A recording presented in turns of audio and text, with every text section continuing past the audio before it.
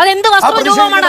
ഞങ്ങളാരും പഠിച്ചിട്ടില്ല മനുഷ്യന്മാരെ വസ്തു രൂപം കണ്ട് തിരിച്ചറിയാൻ. അല്ലാതെ തുള്ളണ്ണമാതോ അതിനുള്ളതൊന്നും ഇല്ല. താൻ ഞാൻ എത്രയുണ്ടെന്ന് അളക്കാൻ അഡ്വക്കേറ്റ് ടി. ഗോപാലകൃഷ്ണനെ ഞാൻ ഏൽപ്പിച്ചിട്ടില്ല. മറ്റുള്ളതൊക്കെ നിങ്ങൾ കണ്ണടച്ച് കളയും. മുസ്ലിം എന്ന് പറയുമ്പോൾ മാത്രം നിങ്ങൾക്ക് പെട്ടെന്ന് അങ്ങ് കൊണ്ടുപോകും അല്ലേ? പ്രധാനമന്ത്രി മുതൽ ഈ താഴെത്തട്ടിലുള്ള ഞങ്ങളെപ്പോലെയുള്ള BJP പ്രവർത്തകർ വരെ സത്യസന്ധമായ ജീവിതവും സത്യസന്ധമായ അഭിപ്രായവും സത്യസന്ധമായ രാഷ്ട്രീയവുമാണ് ഞങ്ങൾ പറയുന്നത്. CPM-ന്റെ പ്രതിനിധി അദ്ദേഹം പണ്ട് പറഞ്ഞത് ഞങ്ങളിലില്ല ക്രൈസ്തവ രക്തം, ഞങ്ങളിലില്ല ഇസ്ലാം രക്തം, ഞങ്ങളിലില്ല മുസ്ലിം രക്തം, ഞങ്ങളിലില്ല ഹിന്ദു രക്തം, ഞങ്ങളിലുള്ളത് മാനവരക്തം. ഈ മാനവരക്തത്തിനു വേണ്ടി സംസാരിക്കുന്നവർ സ്വന്തം കുഞ്ഞിനെ പള്ളിയിൽ പോയി മാമോദിസ മുക്കുന്നത് എന്തിനാ? അതുകൊണ്ട് ഇപ്പൊ എന്താ? മൻമോഹൻ സിംഗ് 2006 പറഞ്ഞതിൽ രാജ്യത്തിന്റെ വിഭവങ്ങൾ, ആ വിഭവങ്ങളിലെ പ്രധാനപ്പെട്ട അവകാശി മുസ്ലിം എന്ന വാക്ക് ഉപയോഗിച്ചിട്ടുണ്ടോ ഇല്ലയോ? ബജറ്റിൽ 15% എക്സ്ക്ലൂസീവായി വിഭജിച്ചു കൊടുക്കും മുസ്ലിങ്ങൾക്ക് എന്ന് മുൻ പ്രധാനമന്ത്രി മൻമോഹൻ സിംഗ് പറഞ്ഞിട്ടില്ല. മുസ്ലിം എന്നല്ല പൂർ മുസ്ലിം എന്നാണ് പറഞ്ഞത്. അതിനു മുൻപ് ആദിവാസികൾ എന്നടക്കമുള്ള പരാമർശങ്ങളുണ്ട്. ബി. ഗോപാലകൃഷ്ണൻ പൂർ മുസ്ലിം എന്ന് പറഞ്ഞിട്ടുണ്ട്. അതിന്റെ കൂടെ പിന്നാക്ക വിഭാഗങ്ങൾ, ആദിവാസികൾ, മുസ്ലിം എന്ന് തുടങ്ങി. അല്ലല്ല, അതെങ്ങനെയാ? മറ്റുള്ളതൊക്കെ നിങ്ങൾ കണ്ണടച്ച് കളയും. മുസ്ലിം എന്ന് പറയുമ്പോൾ മാത്രം നിങ്ങൾക്ക് പെട്ടെന്ന് അങ്ങ് കൊണ്ടുപോകും അല്ലേ? അതുകൊണ്ട് തന്നെയാണ് പറഞ്ഞത്.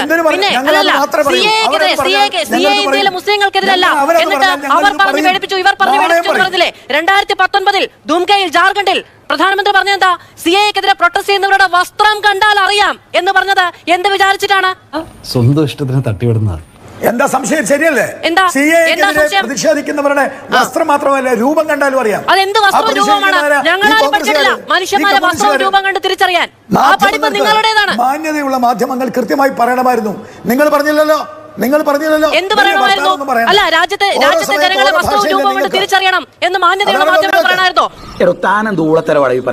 പ്രധാനമന്ത്രി പറഞ്ഞു, നിങ്ങളുടെ രാഷ്ട്രീയ നേതാവ് പറഞ്ഞു. അതെന്തുകൊണ്ടാണ്? CAA കുറിച്ച് നിങ്ങൾ എന്താ പറഞ്ഞത്? CAA-ക്കുറിച്ച് പ്രധാനമന്ത്രി എന്നാണ് പറഞ്ഞത്. CAA-ക്കെതിരെ പ്രൊട്ടസ്റ്റ് ചെയ്യുന്നവർ 2019 ജാർഖണ്ഡിൽ അദ്ദേഹം പറഞ്ഞു, CAA-ക്കെതിരെ പ്രൊട്ടസ്റ്റ് ചെയ്യുന്നവരുടെ വസ്ത്രം കണ്ടാൽ അറിയാമെന്ന് പറഞ്ഞു. മനുഷ്യന്മാരെ വസ്ത്രം കണ്ട് തിരിച്ചറിയാനുള്ള എന്ത് DNA പരിശോധനയാണ് നിങ്ങൾക്കുള്ളത്? CAA-ക്കുറിച്ച് മാതൃഭൂമിയുടെ എഡിറ്റോറിയൽ എന്താ പറഞ്ഞത്? എന്താണ് പറഞ്ഞത്? നിങ്ങൾ എന്ത് അടിസ്ഥാനത്തിലാണ് CAA-ക്കുറിച്ച് സംസാരിക്കുന്നത്? നിങ്ങൾ എന്ത് അടിസ്ഥാനത്തിലാണ് പ്രധാനമന്ത്രി പരാമർശം നടത്തിയത്? ഒരു ചോദ്യം അങ്ങോട്ട് ചോദിക്കുമ്പോൾ ഇങ്ങോട്ട് തിരിച്ചൊരു ചോദ്യം അങ്ങ് പറയുന്നത് ഞാൻ പറയാമെന്നേ. അങ്ങ് ഇതിനൊരു മറുപടി പറയൂ. ഞാൻ പറയാം. എന്താണാവോ നിങ്ങൾ പറയുന്നത്? അല്ലെ, എന്താണാവോ മറുപടി? എന്താണാവോ മറുപടി? രാജ്യത്തെ മനുഷ്യരെ വസ്ത്രം കണ്ടും ബി. ഗോപാലകൃഷ്ണൻ പറഞ്ഞ രൂപം കണ്ടും തിരിച്ചറിയാൻ കഴിയുന്ന ആ വിശിഷ്ട സിദ്ധി ഒന്ന് പറഞ്ഞു തരുമോ? ഒന്ന് മനസ്സിലാക്കാനാണ്. ഈ വീട്ടിലെ ഏറ്റവും വലിയ ദുരന്തമാണ് ഇവൻ. മനുഷ്യന്മാരെ ഏറെ കണ്ടിട്ടുണ്ട് 10-14 വർഷത്തിനിടയ്ക്ക്. ഇതുവരെ ഒരു മനുഷ്യനെയും അങ്ങനെ തിരിച്ചറിഞ്ഞിട്ടില്ല. ഇനി ഒട്ടും തിരിച്ചറിയാൻ പോകുന്നുമില്ല അഡ്വക്കേറ്റ് ബി. ഗോപാലകൃഷ്ണൻ. ഇനി ഒട്ടും തിരിച്ചറിയാൻ പോകുന്നുമില്ല. അതിനുള്ളതൊന്നും ഇല്ല. താൻ അല്ല, ആ ത്രാസിലെ മനുഷ്യന്മാരെ അവരുടെ അഭിമാനത്തിന്റെ പേരിൽ, അല്ല അവരുടെ മികവിന്റെ പേരിൽ, അവരുടെ പ്രയത്നത്തിന്റെ പേരിൽ, അവരുടെ വസ്ത്രത്തിന്റെ പേരിൽ, അവരുടെ നിറത്തിന്റെ പേരിൽ, ഇതിനൊക്കെ അളക്കാനുള്ള അങ്ങയുടെ ആ ത്രാസ് അങ്ങേക്ക് പ്രധാനമന്ത്രിയുടെ കയ്യിൽ നിന്ന് കിട്ടിയതാണെങ്കിൽ ആ ത്രാസിനെ കുറിച്ച് എനിക്ക് ഒരു ബഹുമാനവുമില്ല. ആ ത്രാസിനെ കുറിച്ച് എനിക്ക് ഒരു ബഹുമാനവുമില്ല. മനസ്സിലായി. ഞാൻ എത്രയുണ്ടെന്ന് അളക്കാൻ അഡ്വക്കേറ്റ് ബി. ഗോപാലകൃഷ്ണനെ ഞാൻ ഏൽപ്പിച്ചിട്ടില്ല. അങ്ങ് എത്രയുണ്ടെന്ന് ഞാൻ അളക്കാത്ത കാലത്തോളം അഡ്വക്കേറ്റ് ബി. ഗോപാലകൃഷ്ണൻ അങ്ങേക്ക് അത്ര ആധിപത്യ മനോഭാവമുള്ള മനുഷ്യരെ അളന്നാൽ മതി കേട്ടോ. അങ്ങേക്ക് അത്ര ആധിപത്യമുള്ള മനുഷ്യന്മാരെ അളന്നാൽ മതി. ആ മനുഷ്യരെ കുറിച്ച് എനിക്ക് സഹതാപമേ ഉള്ളൂ. അങ്ങ് അളക്കാൻ നിൽക്കുന്ന ചില മനുഷ്യരുണ്ടല്ലോ, അവരെ കുറിച്ച് എനിക്ക് സഹതാപമേ ഉള്ളൂ. എന്നെ അളക്കണ്ട കേട്ടോ. ഏറ്റവും ഒടുവിൽ എന്റെ കുടുംബത്തിൽ പിറന്ന എന്റെ കുഞ്ഞിനെ വരെ അദ്ദേഹം ഇവിടെ സംസാര വിഷയമാക്കി. എനിക്ക് അതിനോടൊന്നും അനുഭവമില്ല. കാരണം എന്താണ്? ചർച്ചയിൽ വന്നിരിക്കുന്ന സംഘപരിവാർ രാഷ്ട്രീയത്തിന്റെ പ്രതിനിധിയുടെ പേര് ഗോപാലകൃഷ്ണൻ എന്നുള്ളതാണ്. അദ്ദേഹത്തിൽ നിന്ന് ഇതല്ലാതെ മറ്റെന്താണ്? ഞാനല്ല, കേരളത്തിൽ മലയാളികൾ പ്രതീക്ഷിക്കുക. അങ്ങേക്ക് എന്റെ കുഞ്ഞിനെ സംബന്ധിച്ച് അറിയണമല്ലേ? അങ്ങ് രാഷ്ട്രീയം സംസാരിക്കുമ്പോൾ എന്റെ കുടുംബത്തെ സംബന്ധിച്ചും എന്റെ ചോരയിൽ പറഞ്ഞ കുഞ്ഞിനെ സംബന്ധിച്ചും അങ്ങ് ആക്ഷേപം ഉന്നയിക്കും. ആ ആക്ഷേപം ഉന്നയിക്കാനുള്ള അങ്ങയെ പ്രേരിപ്പിക്കുന്ന ഘടകം എന്താണ്? ഇന്ത്യയിലെ, കേരളത്തിലെ അന്തസ്സില്ലാത്ത വർഗീയവാദികളായ തന്തയ്ക്കും തള്ളയ്ക്കും പറഞ്ഞതല്ല എന്റെ കുഞ്ഞ്. അന്തസ്സുള്ള മതനിരപേക്ഷവാദികളായ അച്ഛനും അമ്മയ്ക്കും പറഞ്ഞ കുഞ്ഞാണ് എന്റെ കുഞ്ഞ്. നീ തന്നെയാ അവൻ നാളെ എനിക്കുറപ്പുണ്ട് ഗർഭിണിയായ സ്ത്രീയെ ബലാത്സംഗം ചെയ്ത അവരുടെ വയറ്റിൽ നിന്ന് ഭ്രൂണത്തെ എടുത്ത് വലിച്ച് പുറത്തിടാൻ നടക്കുന്ന അങ്ങയുടെ RSSൽ അവൻ ഉണ്ടാവില്ല. പള്ളി തകർക്കാൻ, അമ്പലം തകർക്കാൻ, അതേപോലെ മനുഷ്യന്മാരെ കൊന്ന് അവരുടെ രക്തം കുടിക്കാൻ നടക്കുന്ന അങ്ങയടക്കമുള്ള ഇന്ത്യയിലെ അന്തസ്സുകെട്ട വർഗീയവാദികളിൽ ആ ചോരയിൽ പിറന്നവർ ഉണ്ടാകില്ല. അങ്ങ് വ്യക്തിപരമായ ഒരു കാര്യം പറഞ്ഞു, ജയിക്ക് അതിന് മറുപടി പറഞ്ഞു അവിടെ അവസാനിപ്പിക്കുക എന്ന് പറയുന്നതാണ് ജനാധിപത്യ ബോധം.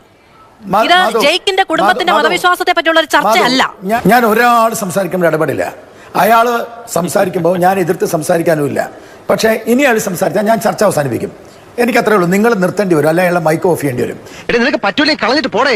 എൻ്റെ അച്ഛനും അമ്മയും തറവാടിൽ ജനിച്ചവരായതുകൊണ്ട് അവരെന്നോട് പറഞ്ഞു, നീ ഹിന്ദു മതത്തിലും ഹിന്ദു വിശ്വാസത്തിലും ജീവിക്കണമെന്ന്. ചില തറവാട്ടിൽ ജീവിക്കുകയും കാപട്യം മാത്രം മുഖമുദ്രയാക്കിയിട്ടുള്ള ചില മാതാപിതാക്കന്മാര് മാനവരാണ്, മാർക്സിസ്റ്റുകാരാണ്, CPM-കാരാണ്, ലെനിനിസമാണ്, നമ്മളിൽ ഒഴുകുന്ന ചോര മാനവന്റെയാണെന്ന് പറഞ്ഞ് ആ പള്ളിയിലും മറ്റിടത്തൊക്കെ പോയിട്ട് കരാർ എഴുതി കൊണ്ടാക്കുന്ന ഒരു അച്ഛൻ്റെ എനിക്കൊന്ന് മാർക്സിസ്റ്റ് പാർട്ടിയുടെ നേതാവിനോട് ഞാനങ്ങ് പറയാം. അപമാനത്തിന് തന്നെ അപമാനമാണ് നീ. ഇവിടുന്ന് പോകാൻ അങ്ങ് കരുതണ്ട. അതുകൊണ്ട്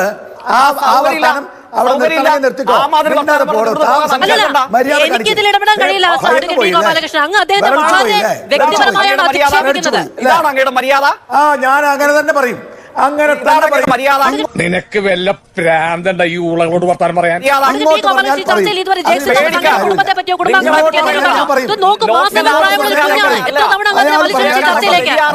കണ്ടിട്ടുണ്ട്.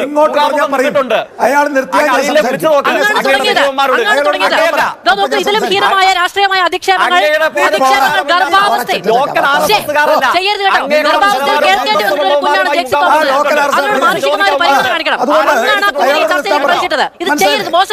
അവന്റെ മോന്ത കണ്ടില്ലേ ഈ എരുമയെ കൊണ്ട് ചവിട്ടിപ്പിക്കണ്ട. വർത്താനൊന്നും പറയണ്ട. ആര് പറയണ്ട? വർത്താനം പറയാനാണ് ചർച്ചയ്ക്ക് വിളിക്കുന്നത്. വർത്താനം പറയാനാണ് അഡ്വക്കേറ്റ് ഞാൻ വിളിക്കുന്നത്. ഇവിടെ വർത്താനം പറയണ്ട എന്ന് പറഞ്ഞാൽ എങ്ങനെ ശരിയാവും? അങ്ങ് നേരത്തെ പറഞ്ഞു മ്യൂട്ട് ചെയ്യണം. ജനാധിപത്യമാണ്. മിണ്ടാൻ വേണ്ടിയും പറയാൻ വേണ്ടിയുമുള്ള സ്വാതന്ത്ര്യത്തിന് വേണ്ടിയാണ് ചർച്ച. കോട്ടയത്ത് നഗരത്തിലുണ്ട്. അതെങ്ങനെയാണ് ശരിയാവുക? അങ്ങ് അദ്ദേഹത്തിന്റെ മാസം പ്രായമുള്ള കുഞ്ഞിനെ ഒരു ചർച്ചയിലേക്ക് വലിച്ചിട്ട് അദ്ദേഹം അത് മിണ്ടാതെ കേൾക്കണം എന്ന് പറയുന്നത് മര്യാദയാണോ? നീ എന്തിനാടാ ഇങ്ങനെയൊക്കെ ചെയ്യുന്നത്? അയാൾ ചെയ്ത കാപട്യം തുറന്നു പറയണ്ടേ? കേരളത്തിലെ ഏറ്റവും പ്രധാനപ്പെട്ട അല്ല, ഈ പറയുന്ന ഞാനതിലൊരു കാര്യം വരുത്താം. കമ്മ്യൂണിസ്റ്റുകാരെ പറ്റിയാണ്.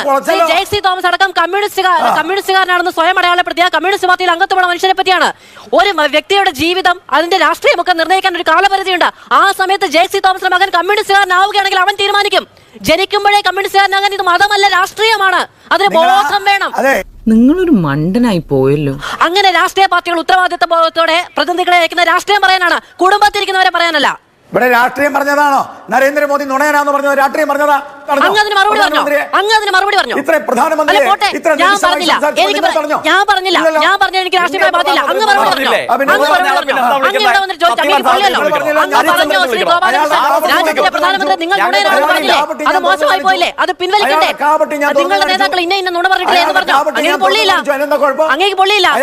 മുതലാളിയുടെ കഷ്ടകാലവും അല്ലാതെ ഞാൻ എന്താ പറയാ?